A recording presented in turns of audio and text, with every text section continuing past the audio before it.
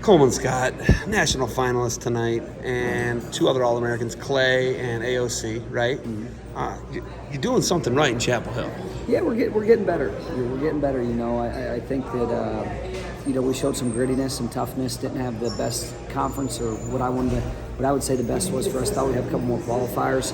But you know what? We came here and fought through a lot this year. We've had it up and down the year, and we really salvaged a lot. And there's a lot to build on, right? It's not satisfied, but there's a lot to build on.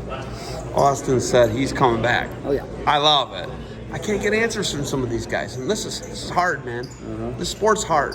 You look at a lot of these 6th and 7th years guys.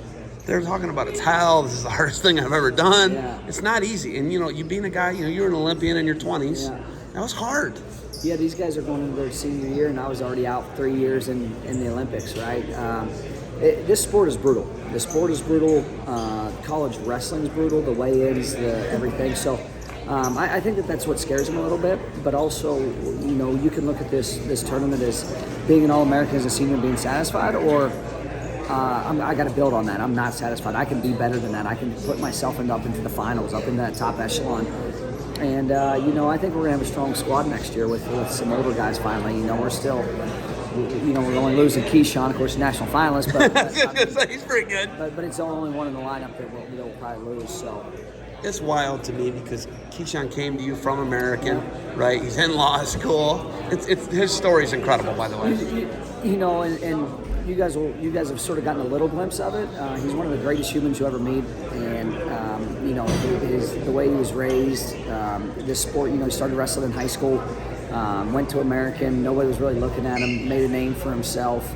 Was in law school there. Transferred into law school with us, and really just there was no this I don't know. He just jumped right in, and we embraced him, and he embraced us, and he's done an unbelievable job on the mat, off the mat. I mean, a guy that doesn't complain, he doesn't miss lift at 6:30, he doesn't change practice times, he doesn't ask to do anything different. He just does what's told, and I mean, it shows, right? I mean, you couldn't be happier for this guy. Clay, it's a big mixer in the dual meet versus Hidley. It's a fluke. Yeah, Clay doesn't belong. Right. Clay showed he belonged. Yeah. I was just looking at it, and I talked about it with him and some others. Look at the top 8 guys at that weight class. You got 2 NCAA champs in the finals. I think you had 4 four-time All-Americans. You had, and then you have Clay and Plott, and Labriella's got a couple to his name. It's unreal. Yeah. So the 8 guys in that weight, and what him and Plott jumped in there and showed that they belonged, and that's one of the toughest fields of 8 wrestlers I've ever seen in this tournament. If you look at it top to bottom, they are warriors. They're older. They've earned it. They've not been given anything. And that's probably the most exciting match I want to see is, other than ours, is that one. You got 2 NCAA champs, and it's like you said, nothing's given to him. He had a chip on his shoulder. I think his freshman record, he had 3 wins his freshman year, and that's not an exaggeration. Kansas guy too, right? He left the sport for the summer. He said he thought he was going to be done with it. His dad and I kept in close contact, and sure enough, in August, he called, and that August he said, "Can I come back? I think I made a mistake." I said, "Absolutely," and look where we are. He's on the podium. It's a great story, man. If there's one thing that we need to as coaches is we're raising men. We're creating men and raising them the right way, and developing and belief and making sure you guide these kids the right way. They'll leave your program, and know that they can make that next step in life at some point because of what you've ingrained in them, and that's what he's the epitome of that. Austin O'Connor goes full Southside Chicago junkyard dog.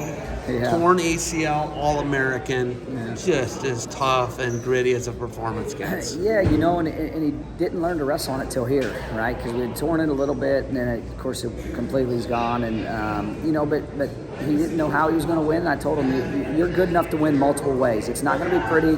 You're not going to get a standing ovation. You're not going to hit anything slick. You're just going to go out there and find a way. If it takes 2 takedowns or a takedown and a ride out, and I said, you're going to have to do it. I said, it is what it is. I said, I don't care what it looks like at this point, but you're tough enough to do it. And he believed in it. He believed in it. He tweaked it a few times during it. I had to get him refocused, and but man, and I think the emotion that Tony and I showed after his match was for a reason. Winning a title is unbelievably hard. It's also unbelievably hard to have nothing in your knee and go out there and do what he did and win 4 in a row, four or 5 in a row, whatever it was, and become an All-American. You know, that's not easy. Listen, you know I'm fired up right now. We're about to get in the Parade of Champions. Parade of All-Americans, I'm sorry. That's a whole other deal. That's a different deal. Parade of Champions is they have it tournaments. Yeah. It's Parade of All-Americans. You got anything else for me?